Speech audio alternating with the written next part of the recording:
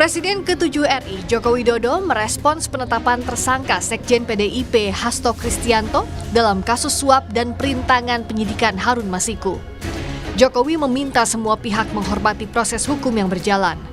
Disinggung mengenai namanya yang dikaitkan oleh PDIP jadi motif dibalik terseretnya Hasto di kasus Masiku, Jokowi menegaskan sudah purna tugas. Pak Hasto kan ditetapkan sebagai tersangka di KPK ya Pak, tapi nama Bapak itu masih disangkut pautkan atas tersangka ini. Hormati seluruh proses hukum yang ada. Tapi nggak apa-apa Pak, nama-namanya dicatut Pak, masih dibawa-bawa Pak. Nama Pak Jokowi sama keluarga masih dibawa. Udah purna tugas pensiunan nggak tahu.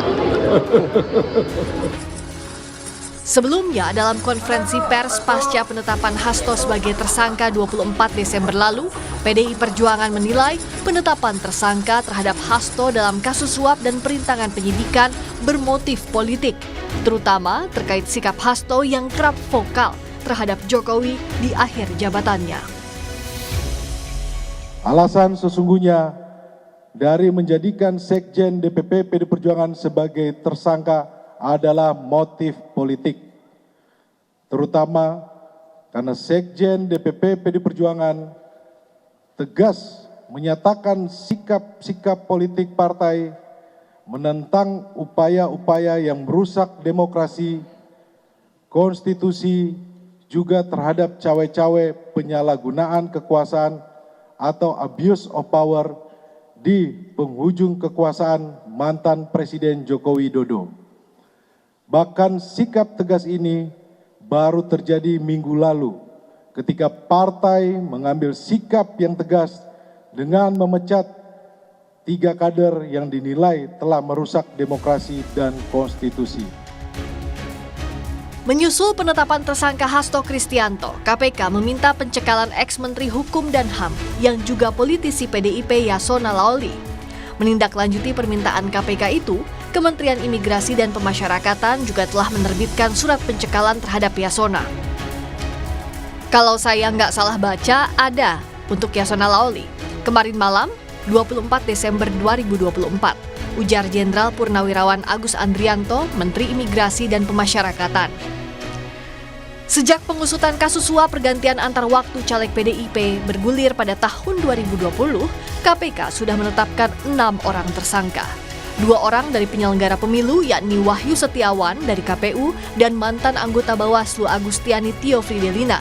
Sedangkan 4 tersangka lain adalah Harun Masiku, Saiful Bahri, dan yang terbaru Sekjen PDIP Hasto Kristianto serta Doni Triistiqomah. 3 orang tersangka sudah divonis oleh hakim di kasus ini, sedangkan 1 tersangka Harun Masiku hingga kini masih buron. Tim Liputan, Kompas TV.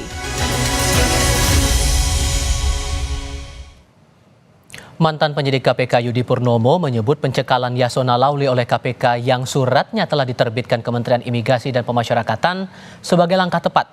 Yudi bilang Yasona bisa jadi saksi kunci untuk pengembangan perkara Harun Masiku.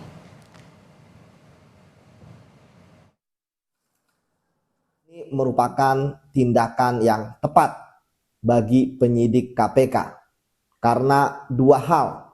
Selain memang merupakan kewenangan mereka, namun juga penyidik merasa sangat membutuhkan keterangannya sewaktu-waktu sehingga tidak ada alasan mangkir karena berada di luar negeri. Yasona Laoly menurut saya merupakan saksi kunci bisa untuk pengembangan perkara lainnya.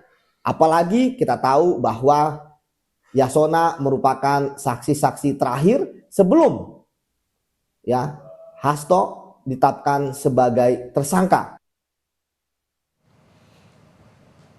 Mantan penyidik KPK Novel Baswedan juga berbicara atas penetapan Hasto Kristianto sebagai tersangka. Katanya begini, seingat saya sejak awal tahun 2020 waktu OTT sudah diusulkan oleh penyidik untuk Hasto berdasarkan bukti-bukti bisa menjadi tersangka. Dan saat itu pimpinan tidak mau dan meminta Harun Masiku tertangkap dulu. Itu pernyataan tertulis yang disampaikan Novel kepada Kompas TV.